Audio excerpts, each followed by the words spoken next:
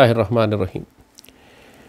जब भी पाकिस्तान में ये बात की जाती है कि मुल्क में सदारती निज़ाम होना चाहिए, तो सबसे पहले ये एतराज़ात शुरू हो जाते हैं कि मुल्क का सदर कैसे मुंतखब होगा, मुल्क का सदर कौन होगा, उसको चुनने का तरीक़ाकार क्या होगा, उसमें सियासी जमातों का क्या किरदार होगा और पाकिस्तान का फिर सदारती निज़ाम उसकी शक्ल किस तरह की होगी।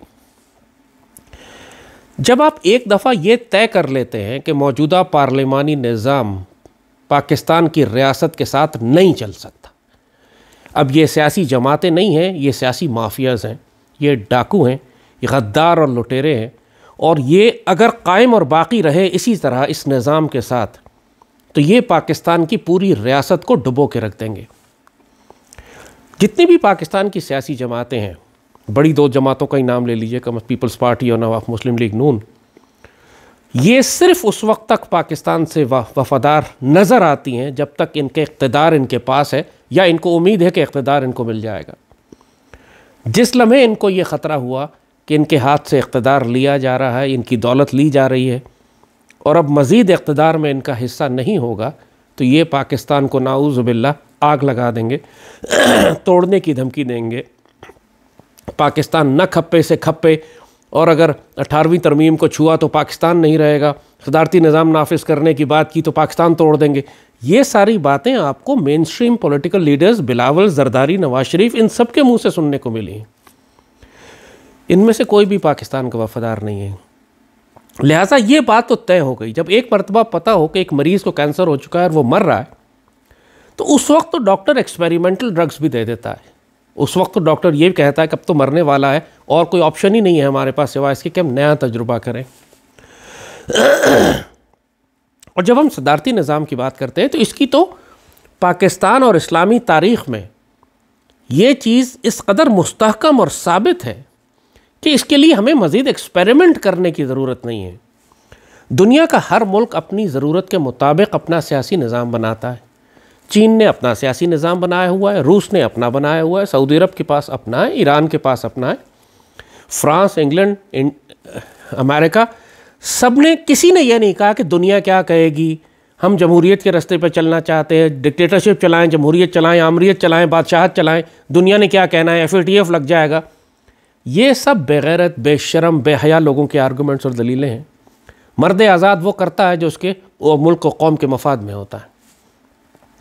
और जब हम सदारती निज़ाम की बात करते हैं तो हम मार्शल लॉ की बात नहीं कर रहे, हम डिक्टेटरशिप की बात नहीं कर रहे, हम फैशिज़म की बात नहीं कर रहे, हम एक सो कॉल्ड अवामी इस्तिस्वाब राय, अवाम की मर्ज़ी से एक सदर के इंतखाब की बात कर रहे हैं। तो फिर किसको तकलीफ़ है? तकलीफ़ वही कहा कि उसी को है, उन सियासी जमातों को है कि जिनका किरदार फिर इसमें ख़त्म हो जाता है। पाकिस्तान में माजी में हमारे पास हुदूर रहे हैं, लेकिन वो सदारती निज़ाम नहीं थे। दो मार्शल लॉ बड़े बड़े सदर जो ज़्यादा ताकतवर गुज़रे हैं, या तीन गुज़रे हैं, जिनको आप कहें जनरल अयूब ख़ान, जनरल ज़ियाउल हक़, जनरल मुशर्रफ, और सिविलियन सदर हमारे पास रहे ग़ुलाम इसहाक़ ख़ान जैसे लोग। मगर हम वो सब के सब या मार्शल लॉ था या पार्लियामेंट्री डेमोक्रेसी थी, सदारती निज़ाम नहीं था। जब पाकिस्तान बना उस वक्त कायद-ए-आज़म ने भी ये बात कही थी कि पाकिस्तान, मेरी कौम का जो मिजाज है इसके मुताबिक यहाँ ब्रिटिश पार्लियामेंट्री डेमोक्रेसी नहीं चल सकती। हमारी कौम ग़ुलाम है, अभी तक इसकी सोच और फ़िक्र ग़ुलाम है। ये तासुब में, असबियत में, कौमियत में, लिसानियत में, फ़िरक़ावारियत में, सूबाइयत में तक़सीम है, और इनमें करप्शन और ख़यानत आम है। ऐसे में अगर आप ये जो मौजूदा सियासी निज़ाम है इसकी तमाम ख़राबियाँ आप देख चुके हैं। सेनेटर्स 50-50 करोड़ रुपया देकर सेनेटर बनते हैं। डाकू, डकैत, स्मगलर, ड्रग नारकोटिक्स डीलर्स, ये हमारे सेनेटर्स हैं। पाकिस्तान के पार्लियामेंटेरियंस करोड़ों रुपया लगा कर आते हैं, फिर वो करोड़ों रुपया लूटते हैं कौम से, चूँकि वो एक इन्वेस्टमेंट होती है जो उन्होंने की होती है। और फिर जो इलेक्शन का प्रोसेस है कि अगर किसी जगह पे 100 वोट हैं और सिर्फ 20 लोगों ने वोट डाले, तो जिस जमात को 8 वोट मिलते हैं वो वहाँ से इलेक्ट हो जाता है, उसका MNA और MPA, और वो क्लेम करता है कि मुल्क की अक्सरियत मेरे साथ है। यानी ये जो जहालत का निज़ाम एक बना हुआ है बेशरम, जिसमें ना कोई किसी की शराफत, किरदार, अखलाकियात, किसी की कोई चीज़, हालांकि 62 और 63 मौजूद है लेकिन कभी इस पर अमल नहीं किया जाता। लिहाजा ये बात बिल्कुल तय हो चुकी है। आप देख चुके हैं कि जिस तरह करप्शन के केसेस हमारी सियासी जमातों उनके सरबराहान के ऊपर हैं, अब कोई ऑप्शन नहीं है हमारे पास। अब आपको पसंद आए या ना पसंद आए, पाकिस्तान को अब एक नया सियासी निज़ाम चाहिए। और अगर आप मार्शल लॉ अवॉइड करना चाहते हैं या अनारकी अवॉइड करना चाहते हैं, या तो शाम और लीबिया की तरह अनारकी हो, क्योंकि उन लोगों ने, उनके हुक्मरानों ने अपनी कौम की आवाज़ नहीं सुनी, सख्ती से हुकूमत करते रहे, जबर था, वहाँ भी बादशाह थी, लेकिन वो बादशाह आमरीत थी, डिक्टेटरशिप थी। नतीजतन उनके मुल्कों में उन्हीं की कौमों ने बगावत कर दी और फिर बाहर की ताकतें शामिल हो गई, और फिर मुल्कों का, इराक़ का, शाम का, लीबिया का हाल जो आपने देखा। तो क्या ये बेहतर नहीं है कि पूरी कौम और उसकी अशराफिया और इदारे मिलकर ही तो मुल्क का निज़ाम एक ठीक कर लें, ताकि दुश्मनों को मौका ना मिले कि हमारी सियासी जमातों और हमारे अंदर जो अफसरदा और मायूस ग्रोह हैं उनको इस्तेमाल करके पाकिस्तान की रियासत के ख़िलाफ़ बगावत बर्पा करें। जब हम बात करते हैं मुल्क में सदर के इंतखाब की, तो आपको उन सारी ख़राबियों का सद्देबाब करना है कि जो पाकिस्तान की पार्लियामेंट्री डेमोक्रेसी में है। हमारी सियासी जमातें इक़्तिदार में आने के लिए गैर मुल्की ताकतों से फ़ंड लेती हैं, गैर मुल्की ताकतों से नेगोशिएट करती हैं, सारी जब अमरीका जाती हैं, बात करती हैं कि हमें इक़्तिदार में लेकर आओ, हम तुम्हारे मफादात का तहफ़्फ़ुज़ करेंगे। नवाज शरीफ इंडिया से रब्ते करता है, जरदारी अमरीका से रब्ते करता है, और ये सब उनकी मदद से, गैर मुल्की ताकतों की मदद से ये इक़्तिदार में आते हैं। तो आपने सदारती निज़ाम जो बनाना है, उसकी तरीक़ाकार ही कुछ ऐसा होगा कि आप वो तमाम दरवाज़े बंद कर दें कि गैर मुल्की ताकतें या रुपया या पैसा या कौमियत या लिसानियत या असबियत या बरादरी, ये सब चीज़ें इन्फ्लुएंस कर सकें मुल्क के सदर के इंतखाब में। नापाक और पलीत और जाहिल तरीन लोग सिर्फ इसलिए कि सियासी जमात के मेंबर होते हैं, वो मुल्क के गवर्नर और वज़ीर आला लगाए जाते हैं, मुल्क के सेनेटर्स बनते हैं, सेनेट कमेटीज़ के चेयरमैन बनते हैं, पाकिस्तान की नेशनल पॉलिसीज़ बनाने के ज़िम्मेदार होते हैं, जो अंगूठा छाप जाहिल होते हैं, गद्दार होते हैं, ख़ाइन होते हैं। चूँकि ये सो कॉल्ड डेमोक्रेटिक प्रोसेस ही यही है कि चूँकि पॉलिटिकल पार्टी के मेंबर हैं, लिहाजा कल कोई हज्जाम था तो आज वो मिनिस्टर ऑफ इंटीरियर बना हुआ है, कल कोई तवाइफ़ों के बाज़ार में गजरे बेचता था तो आज वज़ीर आला बना हुआ है। यानी ये इस कदर नापाक और पलीत निज़ाम जो है, जिसमें जिस शख्स को दुनिया में ना कोई कारोबार कर सकता है, ना कोई काम कर सकता है, वो सियासत में आ जाता है। और ये सियासतदान ही नहीं है, हमारे सियासतबाज हैं, प्रोफेशनल जवारी। तो अब इस सारे निज़ाम को हम किस तरह दुरुस्त करें? इसीलिए बार बार जो कायद-ए-आज़म ने भी कही कि सदारती निज़ाम का तरीक़ाकार जो हम बताएं। अगला सवाल जैसे किया जाए, सदर कैसे मुंतखब करेंगे? पाकिस्तान में एक नेशनल सिक्योरिटी काउंसिल है, ये हमारा आला तरीन इदारा है मुल्क में। इसमें पाकिस्तान की तमाम मुसल्लह अफ़वाज और इंटेलिजेंस एजेंसीज़ के सरबराहान इसके मेंबर होते हैं। अब चूँकि पॉलिटिकल गवर्नमेंट भी है, लिहाजा वज़ीर आज़म भी इसके मेंबर है, वज़ीर आला भी इसके मेंबर होते हैं, सेनेट के चेयरमैन, ये सब। नेशनल सिक्योरिटी काउंसिल एक ऐसा इदारा है, ये हमारी इस्टेब्लिशमेंट है, सिविल और मिलिट्री, और इसके साथ साथ हमारे elected so called political representatives, जो कि रिप्रेजेंटेटिव नहीं है, इलेक्टेड पीपल सो कॉल्ड। आपको पूरे पाकिस्तान में क्या 3 या 4 लोग ऐसे नहीं मिलेंगे कि जो इस काबिल हों कि जिनको आप कह सकें कि ये रियासत पाकिस्तान के सरबराह बन सकते हैं? इनको बनना चाहिए। इनमें निगाह बुलंद है, सुगन दिल नवाज है, जहाँ पुरसोज हैं, ये दलेर लोग हैं, विजडम है, फिरासत है, इनकी दीन के ऊपर और तारीख़ के ऊपर गहरी निगाह है, सोशियोलॉजी को, साइंसेस को समझते हैं, जदीद दुनिया के तकाज़ों को, जियोपॉलिटिक्स को जानते हैं। पाकिस्तान भरा हुआ है ऐसे लोगों से, मगर ये लोग सियासी जमातों में आपको नहीं मिलेंगे। तो पाकिस्तान की नेशनल सिक्योरिटी काउंसिल, जो हमारा आला तरीन इंटेलिजेंस के और प्रोफेशनल और डिफेंस के इदारे हैं, जो पूरे मुल्क की सिक्योरिटी जिनके ज़िम्मे हैं, आप इनको टास्क करें कि मुल्क में से 4 या 5 लोग हमें ऐसे निकाल के दें। आप पूरी कौम से कहें कि जिस आदमी को आप बेहतर समझते हैं उसका नाम आप लिख के नेशनल सिक्योरिटी काउंसिल को भेज दीजिए। नेशनल सिक्योरिटी काउंसिल के पास 1000-2000 नाम आ जाएंगे, शायद जिस तरह हमारा मुल्क का हाल है उसमें 2 करोड़ नाम आ जाए। अब उसमें से आप सेलेक्ट करके 6 या 7 लोग निकाल लें, 5 लोग निकाल लें, 4 निकाल लें, उनका एग्रेसिव इंटरव्यूज़ हो, उनकी बैकग्राउंड चेक हो, उनका ट्रैक रिकॉर्ड देखा जाए कि पिछले 30-40 साल में उन्होंने पाकिस्तान की क्या खिदमत की है, क्या उनमें वो सलाहियत है। उनमें आपको हो सकता है आपको उसके अंदर फ़ौजी जनरल मिले, हो सकता है आपको उसके अंदर ब्यूरोक्रेट्स मिले। आप पाकिस्तान के फ़ॉरेन ऑफिस में, हमारी ब्यूरोक्रेसी में शानदार अफसर हैं कि जिनका ट्रैक रिकॉर्ड, जिन्होंने पूरे पाकिस्तान को लिटरली संभाला हुआ है। गुलाम इसा खान एक मिसाल थे, वापडा के चेयरमैन थे, पहले एक नायब तहसीलदार भर्ती हुए थे, फिर होते होते वापडा के चेयरमैन लगे, फिर वहाँ सेनेट के चेयरमैन लगे, फिर प्रेसिडेंट ऑफ पाकिस्तान लगे। मगर जिस तरह उन्होंने पाकिस्तान के कोई 1 टके की करप्शन नहीं, जो पेट्रियट दलेर आदमी पूरी दुनिया का प्रेशर स्टैंड लिया न्यूक्लियर प्रोग्राम पे उसने और काम कर, इस तरह के लोग पाकिस्तान भरा हुआ है। और आप पाकिस्तान में से इस तरह के 3-4 लोगों का मुंतखब करके कौम के सामने रख दीजिए और कहिए कि अब आप इसमें से जिसको चाहें सदर मुंतखब कर ले, पूरी कौम वोट दे उनको। अब आपको यह फ़िक्र करने की ज़रूरत नहीं है कि जो इलेक्शन के लिए खड़ा हुआ है वो पैसा लगाएगा, वो रुपया लगाएगा, वो बरादरी, कौमियत, ज़ात के, सूबाइयत की बुनियाद के ऊपर। अब किसी के पास आपने ये ऑप्शन छोड़ा ही नहीं है। नेशनल सिक्योरिटी काउंसिल ने पूरे मुल्क से चुन के 3-4 आदमी लाए हैं, आपके सामने रख दिए हैं, उसमें से आप अपना सदर मुंतखब कर लीजिए। और वो पावरफुल सदर, एक ताकतवर सदर, चूँकि जब सदर होगा तो पूरे मुल्क का सदर होगा, फिर 18वीं तरमीम वाला फ्रॉड नहीं होगा। ये जरदारी और नवाज शरीफ जैसे बदबख्तों ने ये बनाया था इसीलिए कि पाकिस्तान की फेडरेशन को कन्फेडरेशन कर दें, सूबों को मरकज़ से मजबूत कर दें और आखिर में जो मरकज़ी हुकूमत है उसका इख्तियार सिर्फ इस्लामाबाद तक महदूद कर दें। ये सारी गद्दारियाँ ख़त्म करनी पड़ेंगी।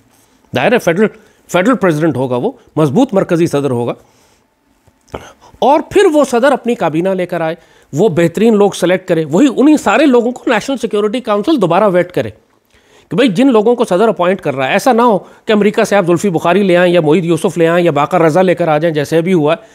आपको उसको फिर नेशनल सिक्योरिटी काउंसिल वेट करेगी।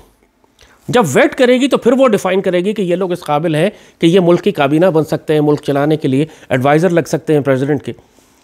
और ये टीम जो होगी, जो पूरी तरह से वेटेड होगी, नेशनलिस्ट होगी, पेट्रियट होगी, इस्लामिक होगी, पाकिस्तान की आइडियोलॉजी, नज़रियात को फॉलो करने वाली होगी, ये टीम फिर पाकिस्तान का निज़ाम चलाए।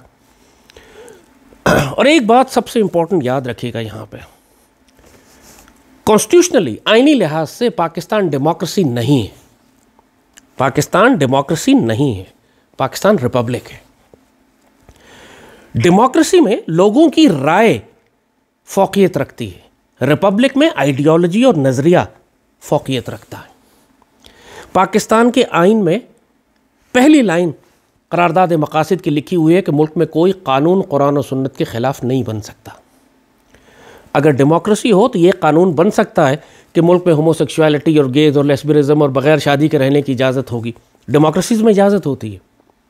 लेकिन रिपब्लिक में, जहाँ पे पहली लाइन ये लिखी हुई है कुरान और सुन्नत के ख़िलाफ़ कोई लॉ नहीं बन सकता, वहाँ पे आप ऐसे कवानीन बना ही नहीं सकते। पार्लियामेंट पाकिस्तान में सुप्रीम नहीं है, कुरान और सुन्नत सुप्रीम है। अब वो अमल ना करे पार्लियामेंट, क्योंकि जैसे बाकी चीज़ों पे अमल नहीं करते, लेकिन कॉन्स्टिट्यूशनली भी, कानूनी तौर पर भी पाकिस्तान रिपब्लिक है। और रिपब्लिक जब आप बनाते हैं, और रिपब्लिक भी इस्लामिक रिपब्लिक है, इसका मतलब है कि कुरान और सुन्नत के ख़िलाफ़ कुछ नहीं हो सकता। तो जो मुल्क का सदर आप लेकर आएंगे, वो डिक्टेटर इसलिए नहीं बन सकता कि उसको भी कुरान और सुन्नत के मातहत रहना है। वो मार्शल लॉ डिक्टेटर और आमिर इसलिए नहीं बन सकता, वो हाफिज़ुल असद या सद्दाम हुसैन या कज़ाफ़ी की तरह सफ़ाक जालिम इसलिए नहीं बन सकता कि वो बास party, secular communist, Marxist party के मेंबर्स थे। और जो पाकिस्तान का सरबराह होगा वो कुरान और सुन्नत को फॉलो करने वाला होगा, वो 62 और 63 को पूरा करने वाला होगा। वो ऑब्जेक्टिव रेजोल्यूशन की पहली लाइन जो पाकिस्तानी रिपब्लिक की फंडामेंटल बेडरॉक है कि कुरान और सुन्नत के ख़िलाफ़ कोई कानून नहीं बन सकता, इसके तहत काम करेगा। तो रियासत पाकिस्तान का ये मॉडल, ये खिलाफत के भी नज़दीक है। खिलाफत में भी यही मॉडल था। सैयदना उमर ने 6 आदमियों की टीम बनाई थी और साहबा से कहा था किसी एक को खलीफा बना लो, उसमें से सैयदना उस्मान को चुन लिया गया। आप यही तरीक़ा पाकिस्तान में इम्प्लीमेंट कर सकते हैं। ईरान में इससे मिलता जुलता एक तरीक़ा है, वहाँ भी यही होता है कि एक स्पेशल उनकी राहबर कमेटी है, वो चंद लोगों के नाम देती है और पूरी फिर उसके जो राहबर हैं वो अप्रूव करते हैं, फिर पूरी कौम उसमें से वोट दे के किसी को सेलेक्ट कर लेती है। और वहाँ पावर डिवाइडेड है, प्रेसिडेंट के पास कुछ पावर्स हैं, रहबर के पास कुछ पावर्स हैं, आर्म फोर्सेस हैं, मसाजिद हैं, आइडियोलॉजी है, ये रहबर के पास है, मुल्क की डे टू डे एडमिनिस्ट्रेशन जो है ये प्रेसिडेंट के पास है। उन्होंने अपना निज़ाम बना लिया, हम अपनी ज़रूरत के मुताबिक अपना निज़ाम बना लें। क्या हम इतने मफलूज हैं, फालिज शुदा हैं, ग़ुलाम जहनीत है? कायद आज़म ने फरमाया था मेरी कौम आज़ाद हो गई है, लेकिन इसको पता नहीं है कि यह आज़ाद है, ये अभी तक इसके जहन ग़ुलाम है। जब इसको यह एहसास होगा कि यह आज़ाद है तो फिर दुनिया की कोई ताकत इसको बुलंदियों तक छूने से रोक नहीं सकती। हमारा अलमिया यही है। मैं पाकिस्तान के जिस पॉलिसी साज से बात करता हूँ, जब उनको मैं कोई मशवरा देता हूँ, चाहे अफ़गानिस्तान पॉलिसी हो, चाहे इंडिया पॉलिसी हो, चाहे पाकिस्तान के अंदर निज़ाम की तब्दीली, उनका पहला सवाल ये होता है अमेरिका क्या कहेगा। इसी से अंदाज़ा कर लें कि किस कदर शिकस्त खुर्दा, किस कदर ज़िल्लत-आमेज़ ज़िंदगी गुजारने वाले लोग हैं ये, और ये कभी आपको इज़्ज़त नहीं दिलवा सकेंगे। तो पाकिस्तान को अगर आप मिनिमम क्राइटेरिया, कायद आज़म और लियाकत अली ख़ान तो बहुत बड़े वजूद हैं, आप अगर मिनिमम क्राइटेरिया भी हमारी फौरी तारीख में से निकालना चाहें तो यार अगर ग़ुलाम इसाक़ खान भी आपको मिल जाए तो अच्छे रहेंगे। लेकिन आपको अब उससे कहीं ज़्यादा ऊपर जाना है। मुल्क के दुनिया में तब्दीलियाँ जिस तरह आ रही हैं, पूरी दुनिया में स्ट्रॉन्ग नेशनलिस्ट लीडर्स हैं इस वक्त। आप चाइना के जी को देखिए, सारी उम्र ताहयात प्रेसिडेंट बन चुका है वो, चीन को कहाँ ले गया वो। आप पुतिन को देखिए, तबाह बर्बाद हो चुका था, सोवियत यूनियन तबाह हो गया था। तो रूस की बची कुची ढांचा जो था उसकी स्टैब्लिशमेंट ने, उसके मिलिट्री और इंटेलिजेंस ऑफिसर्स ने मिलकर अपने KGB चीफ को, जो उनका ISI का चीफ था पुतिन, उसको सदर बना दिया। एक तगड़ा स्ट्रॉन्ग नेशनलिस्ट जो रूसी आइडियोलॉजी पर यकीन रखता था, उसने 20 साल के अंदर रूस को कहाँ पहुँचा दिया। आज पूरी दुनिया के आलमी ताकतों में दोबारा रूस खड़ा हुआ, दोबारा सोवियत यूनियन की तरह अपने आप को फैला रहा है, सिर्फ इसलिए कि 20 साल से पुतिन, और उसको ताकत में अवाम लेकर नहीं आई थी, उसको ताकत में उनकी इंटेलिजेंस एजेंसीज लेकर आई थी, नेशनलिस्ट पेट्रियट्स, रशियन पेट्रियट्स। मगर पुतिन अपनी कौम के साथ भी अच्छा है और रूस के तमाम दुनिया में मफादात को भी फैला रहा है। आप टर्की में अर्दोगान को देखिए, वहाँ प्राइम मिनिस्टरशिप थी, उसने निज़ाम चेंज किया, काम इतना अच्छा किया, लोगों ने इलेक्ट किया, उन्होंने अपना सिस्टम चेंज करके प्रेसिडेंशियल सिस्टम पे चले गए। आपकी फौरी मिसाल आपके सामने तुर्की की है कि प्राइम मिनिस्टर अर्दोगान से वो प्रेसिडेंट अर्दोगान हो गए और ताकतें अपने हाथ में ले ली। ये पूरी इंडिया में मोदी को देखें आप, उसने गो के बेवकूफ़ और जाहिल आदमी चाय वाला था, उसने तो अपनी कौम का बेड़ा गर्क किया। लेकिन एक अच्छा हुक्मरान अपनी कौम का भी ध्यान करता है और अपनी कौमी और मुल्की और उम्मत के मफादात का भी ध्यान करता है। और पाकिस्तान जिस मकसद के लिए बना था वो यही था, लिया जाएगा तुझसे काम दुनिया की इमामत का। अब ये काम जरदारी और बिलावल और हमजा और शहबाज और नवाज शरीफ और फजलुर रहमान और इन 2 टके के 2 नंबरियों से नहीं लिया जाएगा। फॉर गॉड सेक, पाकिस्तानी कौम, तुम लोगों के दिमाग ख़राब हो गए कि एक जानते बूझते उस जमहूरियत के बुत को पूजना चाहते हो जिसकी लाश अब सिर्फ बदबूदार ताफुन दे रही है, जिसको घसीटते हुए सिर्फ दफन करने की ज़रूरत है। अगर आप इस सिस्टम को चेंज नहीं करेंगे खुद से, पाकिस्तान के रियासती इदारे अपने आप को ठीक नहीं करेंगे, तो आपका हाल इराक़, लिबिया और शाम जैसा होगा, जहाँ सद्दाम भी 30-40 साल से बैठा था, हाफिजुल असद भी बैठा था, कज़ाफ़ी भी 40 साल से था, और ना उसने अपना निज़ाम ठीक किया, ना अपना कोई जानशीन तैयार किया, ना कोई सिस्टम बनाया। प्लानिंग उनकी यही थी कि हम क़यामत तक बैठे रहेंगे। नतीजा पर क्या हुआ?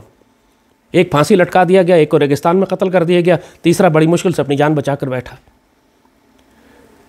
तो ये सब न करें पाकिस्तान के साथ। जो ख़तरात हैं हमारे अतराफ़ में, उसका तकाज़ा है कि मैं मजबूत मरकज़ी हुकूमत फ़ौरी तौर पर चाहिए। ये काम फ़ौज करे, हमारी नेशनल सिक्योरिटी इस्टेब्लिशमेंट करे, हमारी सिविल ब्यूरोक्रेसी करे, अदलिया करे, प्राइम मिनिस्टर हिम्मत करे, क्योंकि ये पॉलिटिकल पार्टीज और पार्लियामेंट नहीं करेगी। ये लोग अगर जिस दिन इनको पता लगा कि पाकिस्तान में प्रेसिडेंशियल सिस्टम आ रहा है, ये पाकिस्तान को आग लगा देंगे, क्योंकि फिर इनके पास ना ताकत होगी ना लूट मार का तरीका, बल्कि इनको तो एहतसाब का खौफ होगा, जेन्युइन एहतसाब होगा। फिर वो एहतसाब नहीं जो लाहौर हाई कोर्ट आजकल करती। तो ये जब आप बात करते हैं कि प्रेसिडेंशियल सिस्टम में आदमी कहाँ से लाएंगे, क्या 22 करोड़ में आपको 4 पाकिस्तानी नहीं मिलेंगे ऐसे?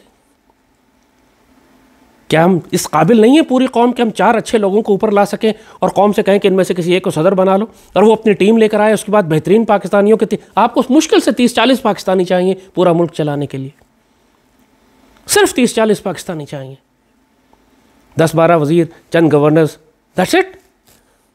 अच्छे आर्मी चीफ, अच्छा चीफ जस्टिस, अच्छे ब्यूरोक्रेसी से चंद 30-40-50 टॉप सेक्रेटरीज सियासी निज़ाम को चलाने के लिए, आपके मुल्क की एडमिनिस्ट्रेशन चलाने के लिए। आपको 100-150 लोग अच्छे मिल जाएं, क्या 22 करोड़ में 100 नहीं है? लेकिन वो ऊपर लाए नहीं जाते। ब्यूरोक्रेसी में भी वही लोग आते हैं जो सियासी जमातें जिनको लेकर आती हैं ताकि वो इनकी करप्शन को सपोर्ट करें।